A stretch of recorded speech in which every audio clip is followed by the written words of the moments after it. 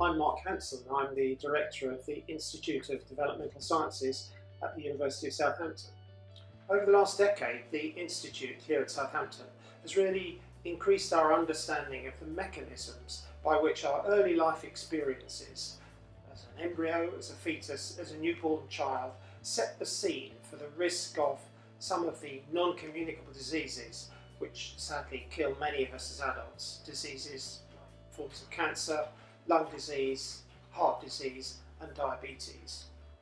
I think what I'm most proud of is that since I came to the University of Southampton on the 1st of January 2000, we've really been able to move from population-based studies, people in Southampton and more widely, linking early environment to later risk of disease, to understand some of the mechanisms and now to think about how we might translate those into potential interventions to prevent chronic disease and make the world a healthier place, especially for the next generation. Engaging members of the general public with our research here at the Institute is a priority of my work at the moment, and I think we do that largely through our website, through blogs, through our Twitter feeds, but also many of us, including myself in the Institute, are involved in giving public lectures, public understanding of science to school children,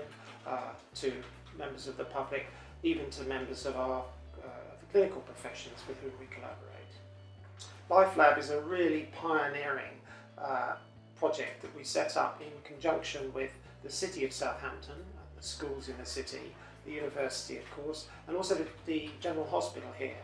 And the concept is to bring school students, most of them aged about 14 to 16 years of age, into the hospital to see some of the research that we do, to meet some young doctors and scientists, and to learn about the kind of questions we're asking about how their behaviour and their lifestyle at this time in their lives can affect their later health. So we're not preaching at them and telling them what they should do and what they shouldn't do, but trying to inspire them with science so that they, when they're better informed, can make some decisions about their lifestyle for themselves. It's incredibly important for them as they grow into adulthood and become parents, and very important too for any children they may have in the future.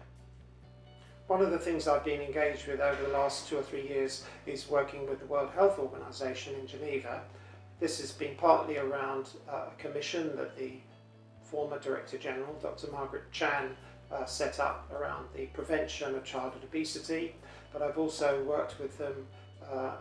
in chairing meetings on the effects of chemicals in the environment on our early development, and more recently on how our early development sets the rate at which we age in terms of from middle age onwards. World Health Organization are of course the major organisation that communicates with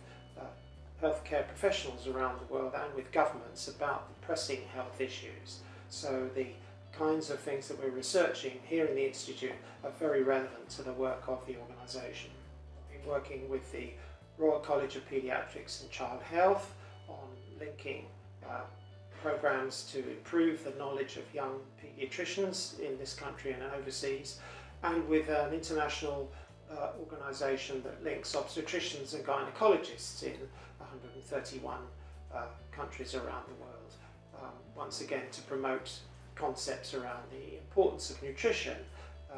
in women and young men's lives before they conceive a baby, during pregnancy and then during the early years of the child's life. One of the major goals for the world actually over the next 15 years is to address the challenge of non-communicable diseases, which sadly kill 70% of the population of the world, and about 80% of those deaths are occurring in low and middle income countries, developing countries. As with all diseases, it's much easier to prevent them if you understand the causes, if you understand the underlying mechanisms. So I think the work of the Institute and our collaborators in Southampton and more widely around the world over the next 10 to 15 years is going to be very much at